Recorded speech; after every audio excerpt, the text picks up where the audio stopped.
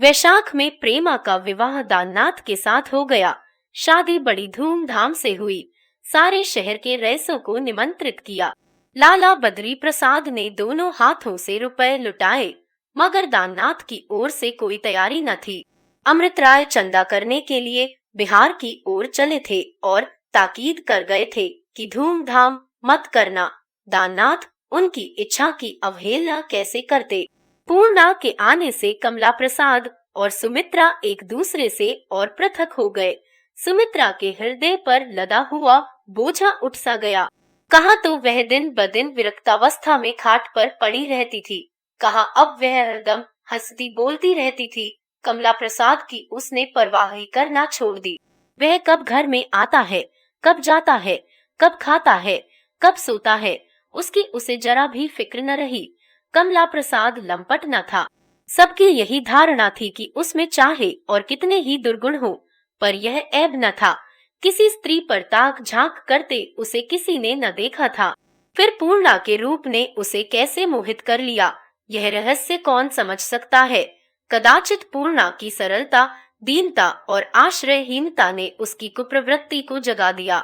उसकी कृपणता और कायरता ही उसके सदाचार का आधार थी। विलासिता महंगी वस्तु है। जेब के रुपए खर्च करके भी किसी आफत में फंस जाने की जहां प्रतिक्षण संभावना हो, ऐसे काम में कमला प्रसाद जैसा चतुर आदमी न पड़ सकता था। पूर्णा के विषय में कोई भय न था।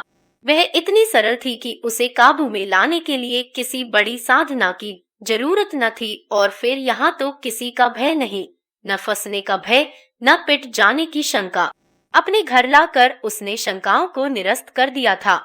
उसने समझा था अब मार्ग में कोई बाधा नहीं रही, केवल घर वालों की आंख बचा लेना काफी था। और यह कुछ कठिन न था, किंतु यहाँ भी एक बाधा खड़ी हो गई और वह सुमित्रा थी। सुमित्रा ने कहा, अकेले ही पड़ी पड़ी क्या करूं?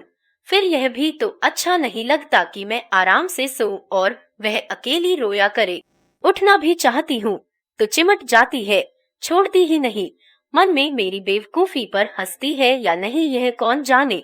मेरा साथ उसे अच्छा न लगता हो, यह बात नहीं। मैं ऐसा नहीं समझती। ऐसा ही समझ का न होना ही अच्छा है।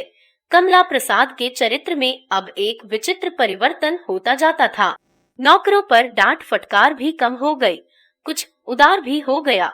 एक दिन बाजार से बंगाली मिठाई लाए और सुमित्रा को देते हुए कहा, जरा अपनी सखी को भी चखाना। सुमित्रा ने मिठाई ले ली, पर पूर्णा से उसकी चर्चा तक न की। दूसरे दिन कमला प्रसाद ने पूछा, पर रना ने मिठाई पसंद की होगी। सुमित्रा ने कहा, बैला बगल नहीं, वह तो कहती थी मुझे मिठाई से कभी प्रेम न रहा। कमला प्रसाद ने कहा, अरे पूर्णा भी यही है। क्षमा करना पूर्णा, मुझे मालूम न था। यह देखो सुमित्रा, 2 साड़ियां लाया हूँ, सस्ते दामों में मिल गईं।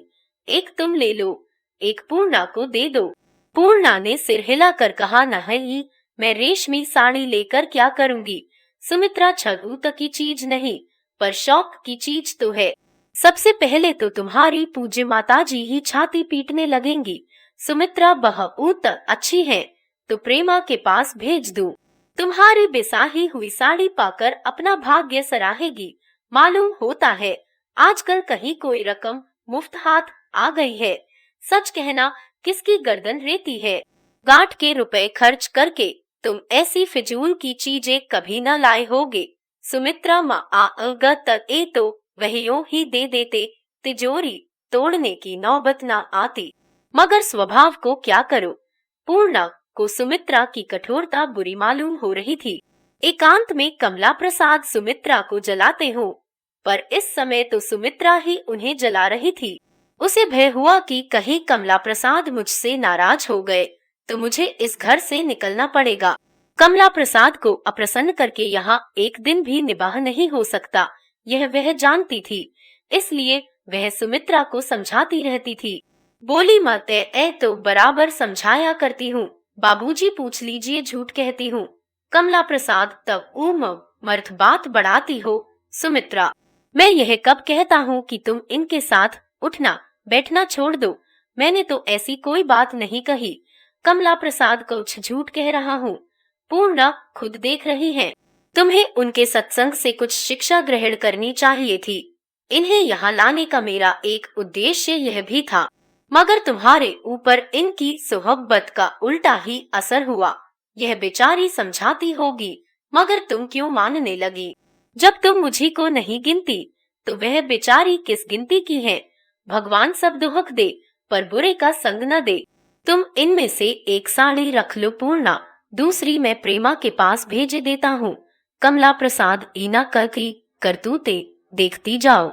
इस पर मैं ही बुरा हूँ, मुझे में जमाने भर के दोष हैं। कमला प्रसाद मैं तुम्हें तो नहीं देता। कमला प्रसाद तब उमर उनकी ओर से बोलने वाली कौन होती हो? तुमने अपना ठीका लिया है या जमाने भर का ठीका लिया है? बोलो पूर्णा, एक रख दो न। यह समझ लो कि तुमने इनकार कर दिया तो मुझे बड़ा दुख होगा। यह कहकर उसने कमला प्रसाद की ओर विवश नेत्रों से देखा। उनमें कितनी दीनता, कितनी क्षमा प्रार्थना भरी हुई थी, मानो वे कह रही थी लेना आ तो चाहती हूँ पर लूं कैसे? इन्हें आप देख ही रहे हैं, क्या घर से निकालने की इच्छा है? कमला प्रसाद ने कोई उत्तर नहीं दिया, साड़ियाँ चुपके से उठा ली और पैर पटकते हुए बाहर चले गए।